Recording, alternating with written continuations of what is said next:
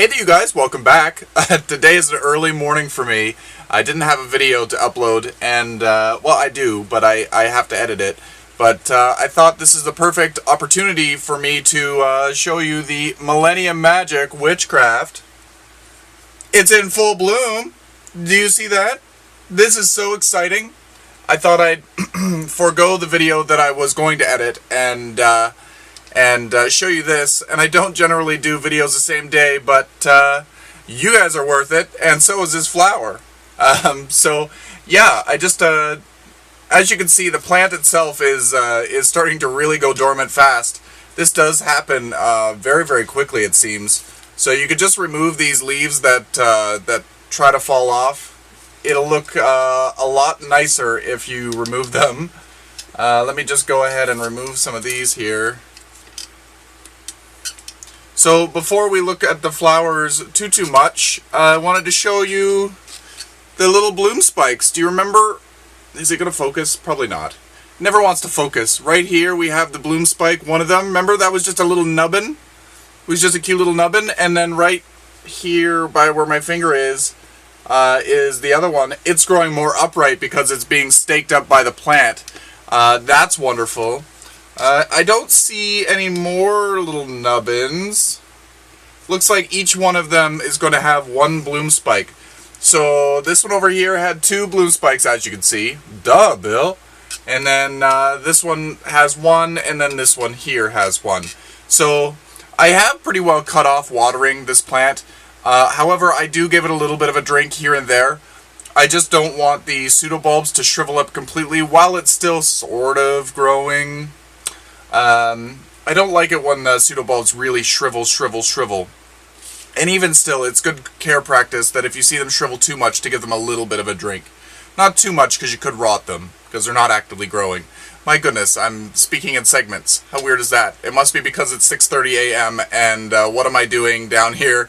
I'm still in my PJ bottoms, so yeah, I'm still comfy. So anyway, let's get a little bit of a closer look at these flowers. Look at how beautiful those are. It actually comes in a little bit better to look at them in a video than it does to look at them in a photo. When I try to take photos of these, they really don't turn out. The black in the flowers, they're not actually black, they're a deep purple, but the deep color of the flowers really absorbs the light, and you really don't get any definition of what the flower actually looked like. So it doesn't do it any justice to take photos of them. They always look a little bit mashed up and blurry, but that's just how it goes. Every time I try to take a photo of these, that's what happens.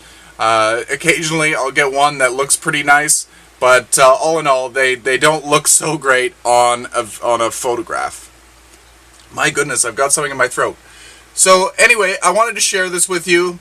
I'll keep you posted on this. These flowers will last, I don't know, they'll last 3 weeks. They don't last long in the orchid world, but they're beautiful while they're here. And they have like a licoricey kind of smell to me, kind of a black licoricey smell. It's not terribly strong. You have to really go up and smell it, but sometimes, certain times of the day, it's more strong than others. Other care tips that I'm going to be doing with this, you know that I've cut off the watering. Right now I'm giving it good light. During the summertime I had it outside and it was getting full sun all morning until about 2:30 p.m. and then it would be shaded from then on. So it got lots of light, and inside I have it in it's got afternoon sun. I believe it's a south window, and it's doing well. It's loving it.